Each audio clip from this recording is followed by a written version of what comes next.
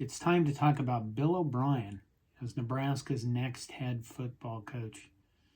I'll just go ahead and start with this. Hiring Bill O'Brien is like having oatmeal for breakfast. It really is. That's not a bad thing. I mean, oatmeal is nutritious. It's not a bad choice. It helps with your cholesterol levels, but it's oatmeal. I'm John Johnston, CornNation. Please subscribe to this channel, hit the like button, do that fun stuff so I can grow and feel like I'm making progress in life. So let's look at Bill O'Brien and let's go through his pros and cons.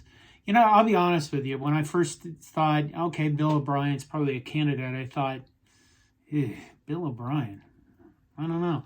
Then I started looking into him and I thought, you know, this guy, number one, this guy has a lot of experience. I mean, he was offensive. Let's go through it. He started in 1993 as a tight end coach at Brown University. 94, inside linebacker coach at Brown. Moved on to Georgia Tech as a grad assistant running back coach. Became the offensive coordinator and quarterbacks coach. Then he went to Maryland. He's been at Duke. He was at the New England Patriots, so he went to the NFL for a bit. You know, he was, offensive analyst, wide receiver coach, quarterback coach, Tom Brady. And, you know, and there's Bill Belichick there. 2011, offensive coordinator and quarterback coach. And then he goes to Penn State. I mean, you already look at that career right there. I mean, 1, 2, 3, 4, 5 stops in, quite frankly, wildly different situations. And there's the NFL experience. Maybe he's got the Belichick influence, right? Bill Belichick's a god, so he has like deity pouring down on him there, or the presence of deity for a while. Then he goes to Penn State. And my understanding is that Penn State, he took the job. I mean, he's replacing Joe Paterno, who is a legendary coach. I know you have the Jerry Sandusky scandal there that was absolutely terrible. And from what I understand, Bill O'Brien went into that job and thought, okay, are they going to get sanctions? And he was told no, took the job, and then they got nailed with like the loss of like 40 scholarships over 4 years. Players were allowed to immediately transfer, and he lost 15 scholarship players. And everybody kind of looked at this and went, well, it's like a slow death. They didn't give him the death penalty like they did SMU years ago, but they kind of like, we're going to squeeze you and crush you into the ground.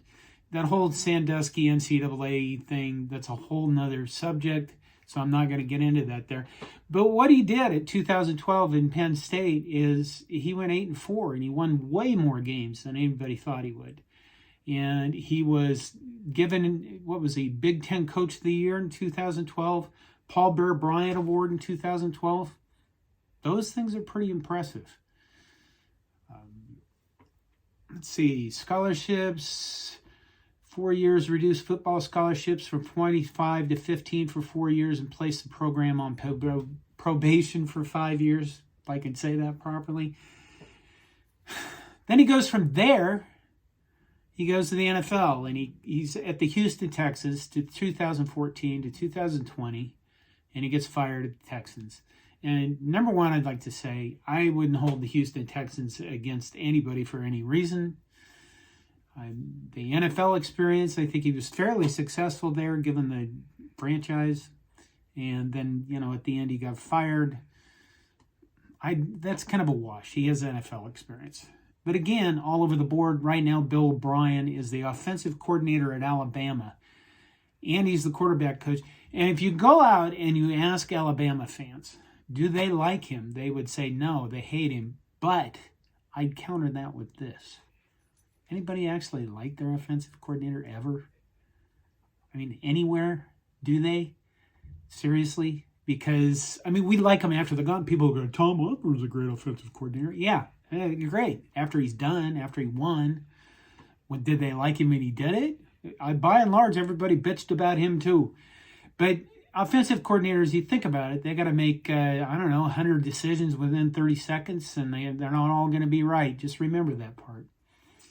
But Bill O'Brien, I think that's it. That has the pro of him the biggest asset is massive crap tons of experience. I think he's 52, 53 years old. So he's not old. Trust me, he's not old. But he's got years in him. I think we move to the cons, okay? Well, there's that oatmeal thing. In other words, he's not, when you look at Bill O'Brien, I don't know, you kind of like, wow, it's never going to be exciting with him. It's probably never going to be that, unless winning is exciting, because I do think he would be a good hire, and I think he'd be I think he could win and recruit well at Nebraska. But again, he's not going to be a rah-rah guy. If they do a press conference with him, everybody will probably fall asleep. I don't know. Neat thing about oatmeal, though, is, I mean, I eat oatmeal sometimes. Steel cut oats. It's good for you. Got a heart condition, cholesterol. But that's the thing you put with your oatmeal that makes it really good. And I think that's the other key with Bill O'Brien is he's got a lot of experience. He's been a lot of places. And I don't know if this is a good or bad, but he is an offensive coordinator at Alabama, which means he's not just going to up and bring the entire staff with him from Alabama to Nebraska. I mean, that'd be kind of interesting if he did, but he's going to have to assemble his own staff.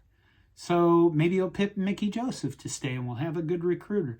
Maybe he'll bring in guys that are all really, really good because he'll have a really large budget to work with for assistant coaches.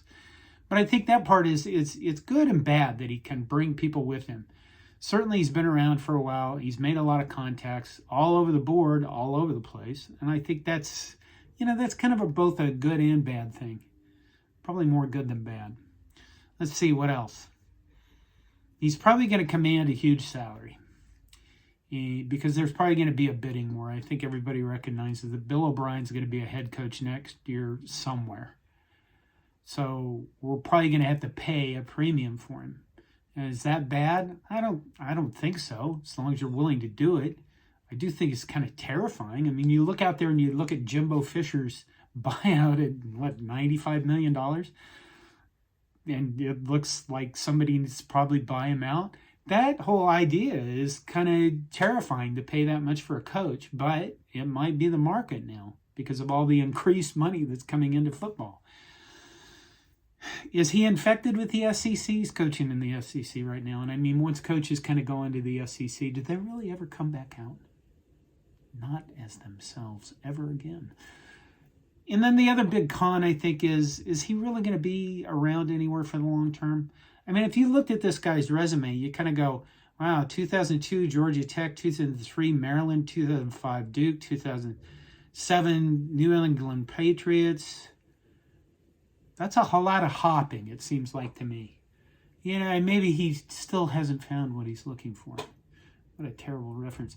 But that is the downside, to kind of look at him and go, are you really going to stay in one place now? Would you find success? Why did you leave Penn State for the NFL? Well, probably because it was Penn State under sanctions. You knew I don't know. I asked a Penn State guy and he said he recruited well, but that was the big thing, is he wasn't a big rah-rah guy. So if you're a guy, if you're looking out there at Bill O'Brien, you think, well, he's going to win the press conference. Well, probably not. Is he going to win some games? I think he could be a really good choice for Nebraska. Is he my guy? I don't know. But I can tell you this, before I sat down and looked at all this stuff, I would have said no, definitely. But now I think that, if Bill O'Brien got hired as Nebraska's next head football coach, I think people would, other than the oatmeal thing, I think people would have to look hard to find reasons to not be happy with that hire. So this is another coach preview, and we'll probably try to keep going through them. I'll try to keep going through them, and we'll see where we get by the time an actual coach is hired. Thank you for listening. I appreciate your support. Again, hit the subscribe, hit the like button, go buy a t-shirt or something, support this channel. Thank you, and go Big Red.